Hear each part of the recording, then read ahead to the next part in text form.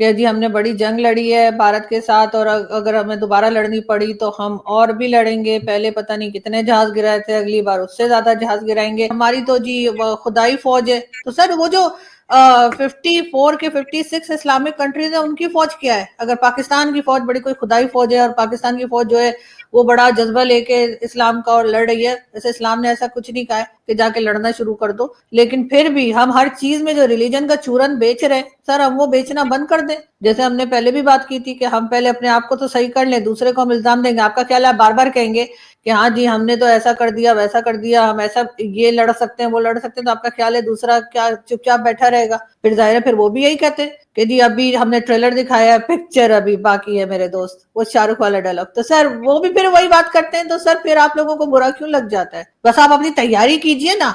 आप लोगों ने तो पहले इतनी जबरदस्त जंगें लड़ी हैं, तो सर अब क्या किस बात की घबराहट है? आप भी यहाँ पे सही अपने शुरू हो जाए काम करना।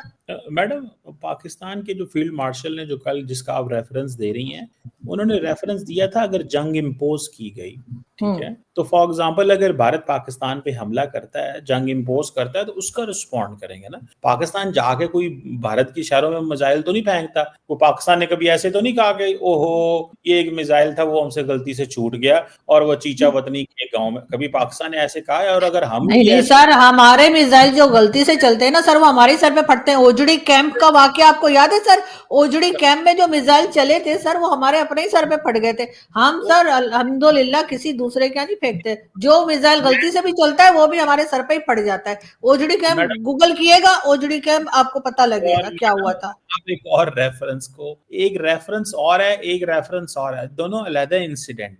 सो अलहदा हाँ, देखिए, मैं कब जैसे कह रही फॉर हूँ कि एग्जाम्पल दोनों कोई ट्विंस हैं, मैं भी ये कह रही हूँ अलग अलग अलग अलग हैं, लेकिन हुए मैडम तो हाँ, थे ना, हुए तो थे। मैं ये बता रही हूँ, उनका जो था वो चल के यहाँ आ गया, हमारा जो था वो सारे का सारा वहीं फट गया पिंडी में। तो अच्छा बात तो दो सारी चीजें ये हैं है ना। ना सर, ऐसा हो जाता है बड़े बड़े देशों में। बात यह है कि आप, मुझे अच्छा लगता है कि आप दो डिफरेंट चीजों को एक जगह मिक्स कर देती हैं, तो फिर मुझे व्हाट्सएप याद आ जाता है। मैं ये कह रहा हूं कि एक इंसिडेंट इंडिया में हुआ जहां पे उन्होंने अपने साइंसदानों को या इंजीनियर्स को फारिग कर दिया इस बेस पे, वो कहते हैं जी एक हमने मिसाइल चल के पाकिस्तान गिर गया, जो कि जानबूझ के नहीं चला, उन्होंने चलाया हाँ था वट एवर रीजन। एक बात हाँ जो आप ओजरी कैंप का कह रही हैं, वो कोई इंटरनल फॉल्ट की वजह से, या वो टेक केयर नहीं कर सके वेपन्स को, या जो भी साजिश थी, but that was a internal thing ना। एक होता है कि आप फॉर एग्जांपल आपके मिसाइल यहाँ से उड़े 100 मिसाइल 200 मिसाइल उड़े और अफगानिस्तान गिर जाए, कोई चाइना गिर जाए, कोई इधर गिर जाए, मैं सर उसकी खाली थे, जहां तक मुझे याद पड़ता है, मेरे ख्याल है कर्नल शैलेंद्र बता रहे थे कि सर उस मिसाइल के अंदर कुछ था नहीं, जो इधर आया था ना वो उड़कर गलती से, वो ऐसा नहीं था कि जिससे आपको कोई डैमेजेस होते। तो इसलिए सर उसको भूल जाइए सर, इतना क्या आप लोगों की हालत खराब हो जाती है? मतलब कुछ हौसला कीजिए। आप तो वो लोग हैं जिनके ओजड़ी कैंप हुआ था और सारे मिसाइल भरे हुए मिसाइल चल गए थे सर,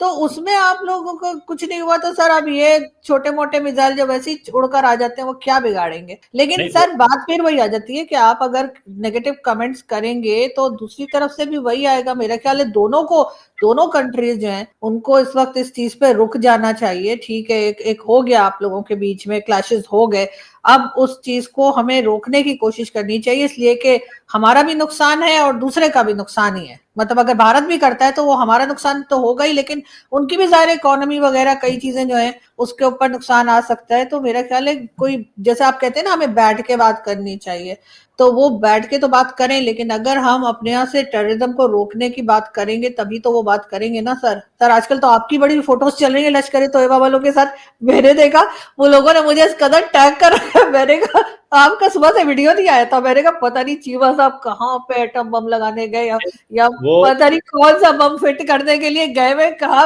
किसी को फाट फूटने के लिए तो नहीं छोड़ने गए। तो आप सुबह से थे नहीं ना सर, तो प्लीज एक जो है ना ट्विटर पे एक हेलो जरूर लिख दिया करें ताकि हम लोगों को पता लगे। तो सर ये लश्कर ए तोयबा वालों के साथ आप कर क्या रहे हैं, और ये है कौन लोग? वाकई में लश्कर ए तोयबा के इतना लोगों ने आपको टैग किया, आपके थिंक टैंक की फोटोज लगा लगा के लेकिन मैं तो परेशान हो गई। लोग मुझसे करते हैं प्यार, तो जब लोग मुझसे प्यार करते हैं वो मेरी तस्वीरें उठाते हैं, मेरे से तस्वीरें चलाते हैं, तो मैं तो, जो मुझसे प्यार करे मैं तो उससे उल्टा प्यार, डबल प्यार करता हूँ। वो क्या, मैं कल वो मौलाना फजलुर रहमान को क्या सुन रहा था, वो बांग्लादेश में कह रहे थे तुम हमारी तरफ चल के आओगे तो हम तुम्हारी तरफ दौड़ के आए। तो ये जो लोग प्यार करने वाले हैं, हम ये हमारी तरफ चल के आएंगे तो हम इनकी तरफ दौड़ के जाएंगे। लेकिन सर ये लश्कर तोयबा वाले तो जिसकी तरफ दौड़ के जाते हैं उसके बाद वो आपको पता है उसके साथ क्या होता है? उड़ जाता है सर, वो उड़ जाता है।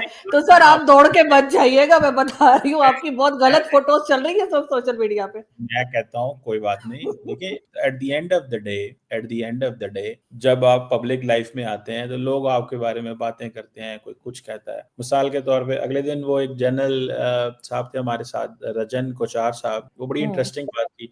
तो वो बेचारे दोस्त ही हैं, क्या दोस्त भी क्या है, हमारे साथ 4-6 शो की हैं। तो वो बात चल रही थी तो मुझे कह रहे थे कि वो मैं आपके साथ शो करता हूँ तो वो लोग समझते हैं कि आप आईएसआई के जो है ना वो हैं। तो मैंने कहा जी पहली बात तो ये है कि मतलब मेरा मुल्क है, मेरे मुल्क की एजेंसीज हैं, और अगर if I am into something जहां पे मेरे मुल्क के लिए if I am able to do something, for example ये जो जंग हुई भारत और पाकिस्तान, उसमें I was able to do something, मैंने बड़ी क्लियर लाइन ली, मैं अपने मुल्क के साथ खड़ा हूं। मतलब देवर पीपल जिनकी हर बंदे की अपनी लाइन थी ना, मेरी अपनी लाइन थी, मैंने अपने मुल्क के साथ खड़ा हूं। मुझे आप आईएसआई का कहो, एमआई का कहो, जो मर्जी कहो, मुझे इससे क्या फर्क पड़ता है। मुझे आप लश्कर तैयबा का कहो, मुझे जैश मोहम्मद का कहो, लश्कर टीटीपी का कहो, अफगान तालिबान का कहो, लेट पीपल से दिस। पीपल लोगों का क्या है, लोग तो आपको पाकिस्तान के वजीर आजम को नहीं कह देते, क्या नाम है उसका, कई दफा इंडियन मीडिया का तो आप अगले दिन एक क्या मेरी चल रही थी वीडियो, पता नहीं वहां एनडीटीवी में वो कोई पता नहीं एक क्लिप को पता नहीं किसी और अंदाज से काट के चला रहे थे, बात में कुछ और कर रहा हूँ, रेफरेंस में कुछ और दे रहा हूँ,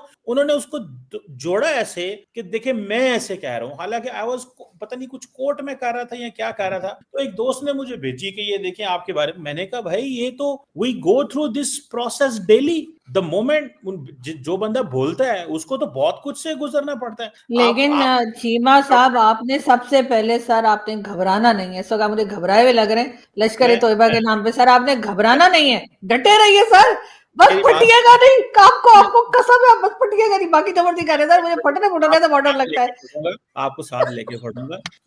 मैं वो कह रहा था मिसाल के तौर पे, आपको फॉर एग्जांपल पाकिस्तान वाले कहते हैं आप रॉ की हैं, वो वाले कहते हैं आप आईएसआई की हैं। अब देखिए अब मैं इसमें काम, मुझे तो पता है ना आप दोनों साइड की हैं, तो मतलब अब जो है ना वो ये मसला तो रहता है। अब आपको, अब मुझे पता है कि आरजू काज़मी कौन है, ठीक है, या जो हमारे लोग हैं जो जानते हैं हमें over the period of time, they watch us, they listen अस, तो वो समझते हैं। इंडियंस कहते हैं नहीं नहीं ये आईएसआई की, आईएसआई वाले सर अस्तगफुरुल्लाह कि मैं और आईएसआई की जैसे कहते हैं ना, वो मैं सुनकर कानों का हाथ लगाती हूँ कि यार कोई ढंग की बात कर ले। लेकिन बात सर ये कि सर आपकी आईएसआई भी सही है सर, रॉ भी सही है, मुसाद सब सही है, लेकिन सर लश्कर तोयबा, सर तौबा करें सर, आप लश्कर तोयबा के कैसे हो सकते हैं? मैं कहता हूँ लेट पीपल से, लेट पीपल क्लेम, जो मर्जी के, मुझे क्या फर्क पड़ता।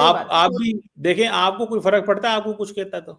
नहीं सर, मैं तो ढीठ हो गई हूँ सुन के डेली गालियां पड़ती हैं। मुझे याद है मैं इंडियन मीडिया पे जाता था या किसी भी मीडिया पे जाना, तो वो तो हमें सारे मुल्क को दहशतगर्द कहते हैं, सारे मुल्क को ही वो टीटीपी वो जैश मोहम्मद कहते हैं, वो तो सारे मुल्क को ही ये कहते हैं। उनका तो मतलब उनके, अब वो इंटरेस्टिंग बात है ना, इंडियन मीडिया की क्रेडिबिलिटी तो ये है कि इंडियंस ही नहीं मानते। वो कहते हैं हमारा भी, किसी भी नाइस बंदे से पूछो कि भाई इंडियन मीडिया क्या क्रेडिबिलिटी को मानता है, तो लेट पीपल से। मैं तो कहता हूँ, मैं दूसरी चीज ये है कि मैं तो किसी को रिस्पॉन्ड ही नहीं करता। मुझे गालियां दें, बुरा भला कहें, कमेंट करें, कमेंट्स खुले हुए आए, जो मर्जी कहें, तस्वीरें लगाएं, जो मर्जी कहें, इससे क्या फर्क पड़ता है? इससे हमारी पब्लिसिटी हो रही है, करें और करें। मैं तो, आपको तो पता है इसमें तो मजा आता है पब्लिसिटी करवाने में, तो इसमें मैडम परेशान ना हुआ करें, कोई तस्वीर लगा दे, मेरी नहीं लगा सर, दे। आपकी तस्वीर आपकी लगी हुई है तो आपको कहती है, आप परेशान मत होइएगा।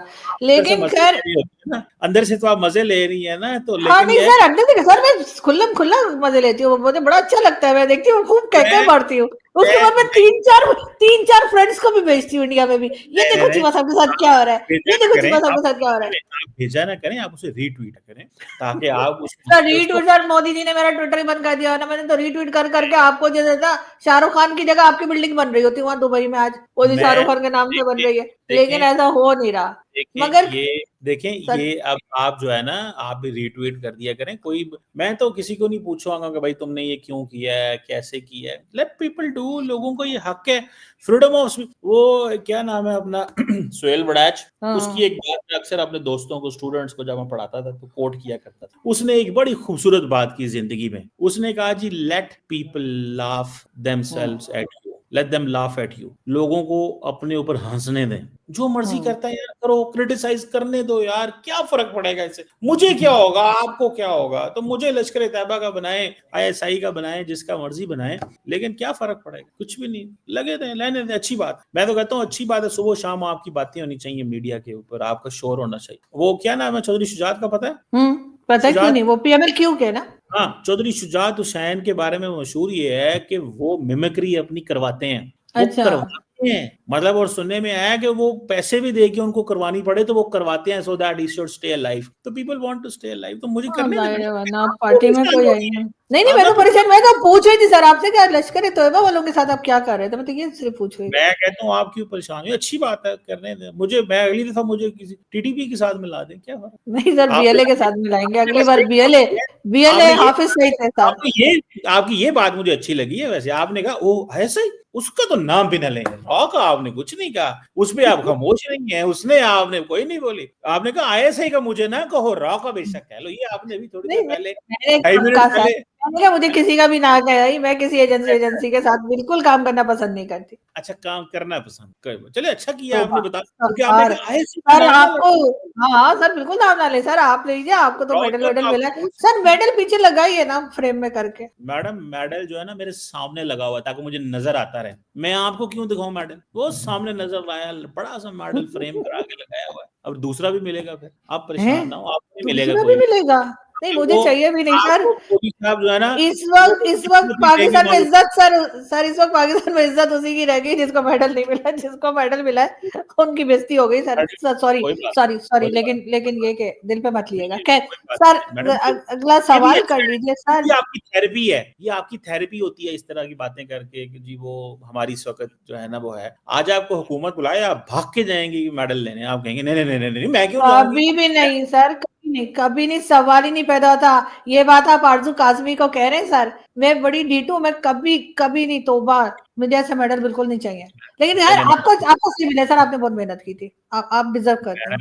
मैं तो, मैडम आपने देखा नहीं जंग के दौरान में कितना पाकिस्तान का नैरेटिव बनाया, अल्हम्दुलिल्लाह, फख्र होना चाहिए अपने मुल्क के लिए। बंदे को वैसे भी मैडम क्लियर होना चाहिए कि दोनों साइडों की तरफ से क्या होना हुआ, एक साइड से होना चाहिए, तो ये एक फैक्टर तो है। Thank you very much madam.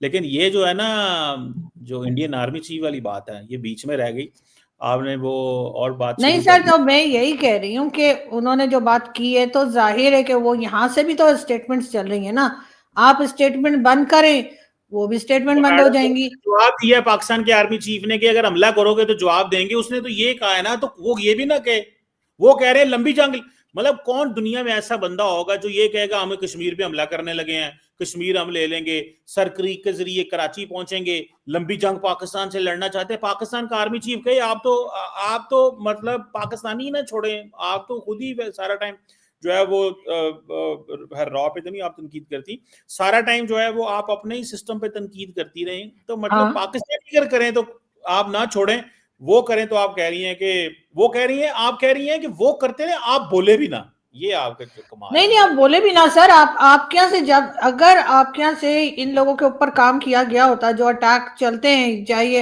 Hafiz Saeed होता, चाहे वो लश्कर तोयबा वाले जिनके साथ आप फोटो बना रहे थे, या कोई भी लोग, तो सर उसके बाद उन लोगों को अगर अरेस्ट करते उन पर काम करेंगे तो फिर इंडिया अपने आप ही आराम से हो जाएगा ना। वो तो यही कह रहे हैं कि भाई आप टेररिज्म रोकिए, तो वो टेररिज्म तो आप रोक रहे नहीं है। आप इस वक्त वही कर रहे हैं जो आप अफगानिस्तान को कह रहे हैं। सर मैंने पहले भी कहा था, वही चीज भारत हमें कहता है तो हम नहीं मानते, लेकिन अब हम अफगानिस्तान की गवर्नमेंट को कह रहे हैं कि जी आपकी जमीन से जो है वो हमारे अटैक हो रहे हैं, तो आप रोकिए। तो अब अफगानिस्तान की हुकूमत हमें हमारी बात नहीं सुन रही, तो आप इसी से समझिए कि भारत आपसे जो कह रहा है अगर आप उनकी सुन लेंगे तो हो सकता है अफगानिस्तान भी आपकी सुन ले। जय हिंद दोस्तों, स्वागत है आप सभी का हमारे चैनल पर। आप देख रहे हैं इंडिया वेब न्यूज़। दोस्तों, पाकिस्तानी पत्रकार कमर चीमा आईएसआई एजेंट तो है ही है, लेकिन एक बहुत बड़ी खबर आ रही है कि ये जैश ए मोहम्मद के आतंकी के साथ बैठा हुआ मीटिंग कर रहा है। ये अपने आप को पत्रकार मानते हैं, पत्रकार बनते हैं, लेकिन जिस तरह से आतंकी गतिविधियों में आतंकियों के साथ बैठे होते हैं, ये तस्वीर दुनिया नहीं देख पाती है।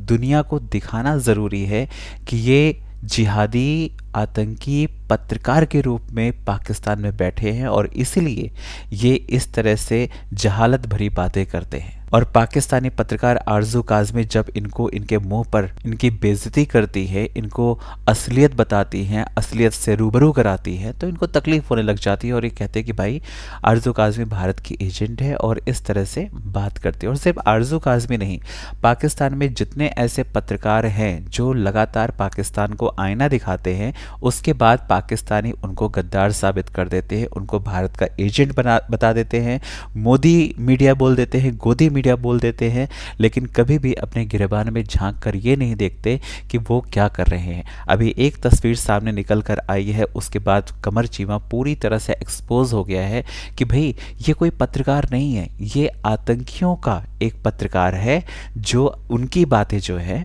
वो मीडिया पर करता है। तो चीमा साहब, अब आप पूरी तरह से एक्सपोज हो गए हैं। दुनिया आपको जानती है, आपको पत्रकार के रूप में जानती रही है, लेकिन जिस वक्त आईएसआई ने आपको तमगा दिया है उसके बाद आप एक तरह से एक्सपोज हो गए। लेकिन ये जो तस्वीर सामने आई है, इसके बाद तो आप पूरी तरह से एक्सपोज हो गए हैं। इसलिए अब आप जिहादी पत्रकार भी नहीं रहे, अब आप आतंकी पत्रकार बन चुके हैं।